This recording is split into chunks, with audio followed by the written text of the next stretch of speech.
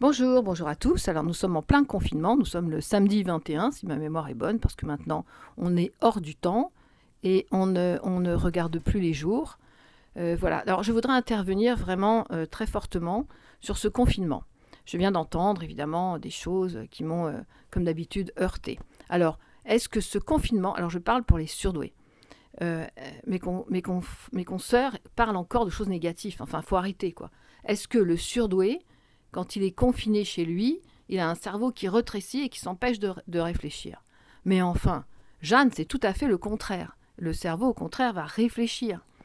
Il va se trouver... Alors, est-ce que nous sommes en manque de liberté? Non.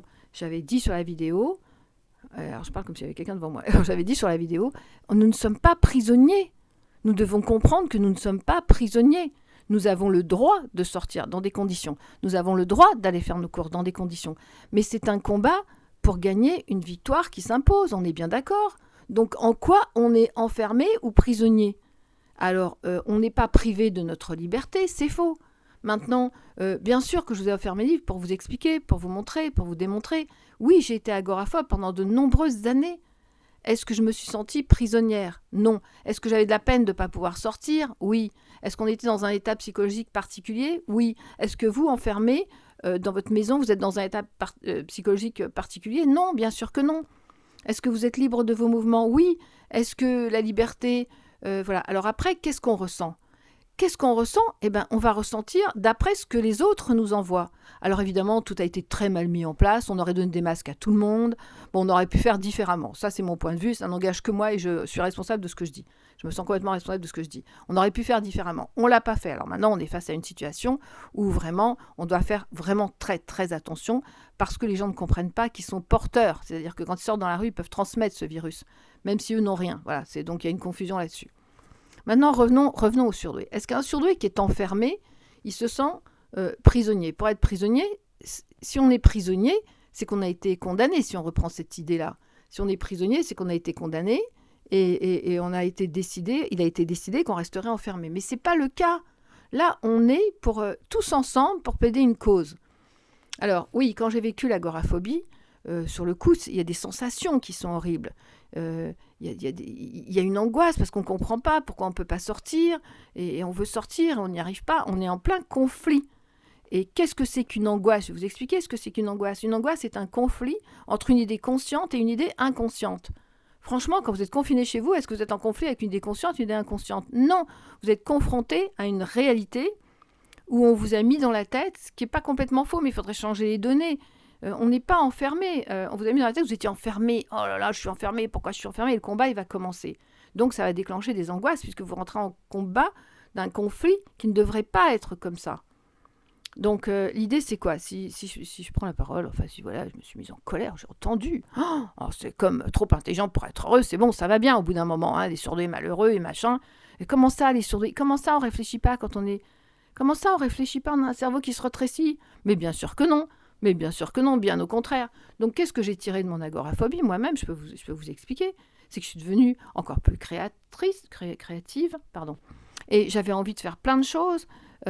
C'est au contraire un autre monde qui s'ouvre. Et aujourd'hui, qu'est-ce qui se passe? C'est que cet autre monde de la créativité, n'ayant pas été utilisé, de la part des surdoués, je parle, n'ayant pas été utilisé, bah aujourd'hui, vous allez bien être obligé. Donc c'est plutôt positif, ça va plutôt être un enregistrement, un enrichissement, pardon, enregistrement c'est moi, oh là là. Et non, c'est ma colère, hein, vous avez compris, j'ai de la colère, je viens d'entendre des choses, mais au secours quoi. Bon bref, et donc on va pas répéter, ça fait très mauvaise langue et machin, on n'est pas là pour ça, on est là pour voilà, faire avancer les choses, mais surtout, le surdoué, alors évidemment que le surdoué c'est un grand et un enfant. Alors quand on dit vous ne sortirez pas, vous allez être puni parce que vous avez été au bois dimanche, ah, mais attendez, on n'est pas des gosses hein, pour que vous nous punissiez. On pourrait expliquer les choses différemment. Alors, est-ce qu'il y a des enfants à qui on parle comme ça? Et ceux qui sont sortis le dimanche, moi je fais partie de ceux-là, hein, j'étais au bois, mais j'étais toute seule et j'ai approché personne. Et puis moi j'ai vu, ils étaient tous en famille, hein, faut pas non plus... voilà. Mais voilà, comme ils sont un peu... des journalistes, des machins sont un peu simplets, enfin voilà. Oh, vous êtes sortis dimanche, alors vous êtes punis. C'est ce discours stupide, infantilisant, qui met les personnes mal chez elles. Mais maintenant, bien sûr qu'on est en lien, on a des moyens de communication, qui d'habitude on n'est pas d'accord avec ces moyens-là, mais là aujourd'hui, on ne dit pas comment ça rend service. Et en fait, on doit rester en lien, on doit s'entraider. Mais s'entraider sur quoi? pas s'entraider pour comprendre qu'on est dans un combat et qu'on doit gagner ce combat. Donc s'entraider sur quoi? Expliquer que le surdoué, son côté petit enfant, peut le ressentir comme puni. T'es puni, tu ne sortiras pas. Donc ça peut déclencher une angoisse, toujours pareil pour le surdoué, entre le grand et le petit. Mais nous, c'est notre quotidien, cette espèce de dualité, de ne pas accepter qu'on est des gosses et cacaboudins et qu'on veut rigoler et tout. C'est quand même ça. Donc à un moment, on doit bien accepter ce côté enfant de nous. Et ensuite, ce côté adulte, mais super puissant, qui peut-être, certains surdoués, je m'en doute, aimeraient faire quelque chose, ou aimeraient... Moi, je voulais fabriquer des masques, mais personne n'en veut. Ils veulent tous les vrais masques. Eh bien, on n'en a pas des vrais. Pourquoi on n'en a pas? Posons-nous la question. Parce qu'on est dirigé par des grands. Nous, on est les sales gosses, mais eux, c'est les grands. Seulement, ils n'ont pas prévu les masques, etc., etc. Donc maintenant, je reviens à ce que je voulais dire. Est-ce qu'un surdoué qui est enfermé chez lui va souffrir si on l'empêche de sortir? Mais bien sûr, on le prive de sa liberté, on le prive de pouvoir s'exprimer, etc. Mais est-ce que c'est pour ça que notre cerveau va rétrécir? Mais jamais de la vie. Ensuite, on n'est pas enfermé. On a le droit de sortir faire nos courses dans certaines conditions. On a le droit d'aller à la pharmacie dans certaines conditions. Ça veut dire qu'on n'est pas. C'est une demande. On vous demande d'avoir la gentillesse de ne pas se contaminer pendant un certain temps. Donc la façon dont la demande a été formulée, je conçois, a été terrible. C'est comme si on disait aux petits-enfants surdoués, tu vas rester sur ta chaise, tu ne vas plus bouger. Et tu vas être puni. Non mais c'est bon. Puis après, on nous menace d'avoir encore 15 jours. Au lieu de nous dire, vous savez, on a commencé à réussir, on va sauver des vies, on va on va reprendre encore 15 jours pour aider, voilà.